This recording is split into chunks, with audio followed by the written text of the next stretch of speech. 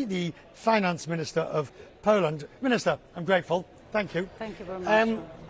The energy crisis, the necessity for getting more energy. Now, of course, there is the new pipeline that's come on from Norway, which is helping and going to help. It terminates in your country. But what more needs to be done? How worried are you? As far as the gas supplies are concerned, Poland is on the safe side. We are secured. Our storages are full in 98, even 100%. The Baltic pipe, new pipeline, it's already in operation, and 8 billion cubic meters of gas will flow through the pipeline. Of course, contractation for this year is for next year is 6.5, next year 7.7.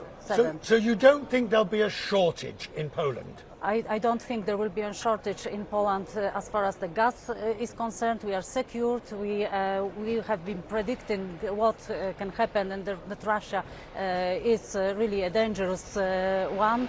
So, and you have to diversify to be on the safe side. And then and oil?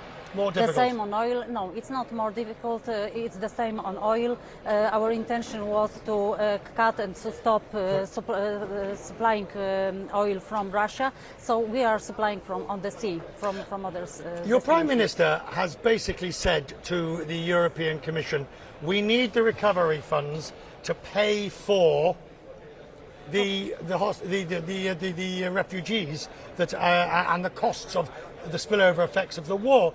But of course the Europeans say, well, hang on a second, you haven't done the reforms, you haven't done properly the legal and necessary reforms.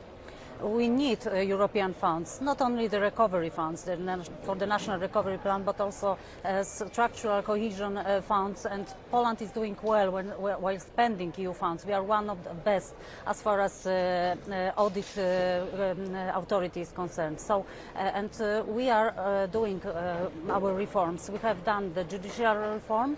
Well, some people say that's a fig leaf. There is an argument that says that's not real judicial reform. It is to be judged by because the new law has been implemented only in July, so it is a short time for already being in life the new reform and the new law. Of course, it is to be judged if it's okay or not. As far as recovery plan is concerned and the formalities, we are on the way.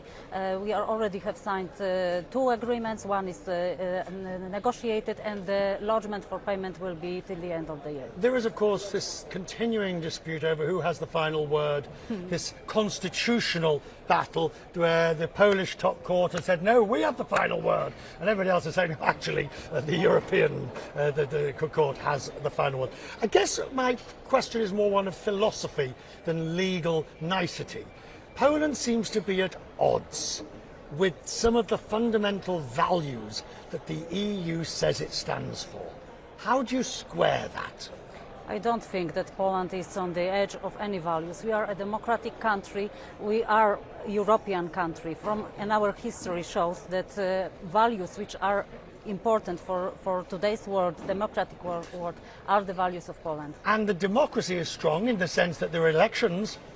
Yes, democracy is strong. Democracy. With the elections coming up. Yes, the elections are coming up, and we have previous elections, also democratic elections. So we are in democracy and democratic country. So what will be the fighting ground, in your view, for the forthcoming election? What do you think is going to be the key issue?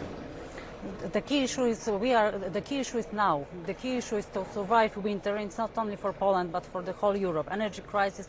Those are the key issues, and we are here and now, and we will have to win this fight and win with Russia. I'm very glad you came to talk to us today, Thank you. Minister. Thank you very much. Stay there for a second. Thank you.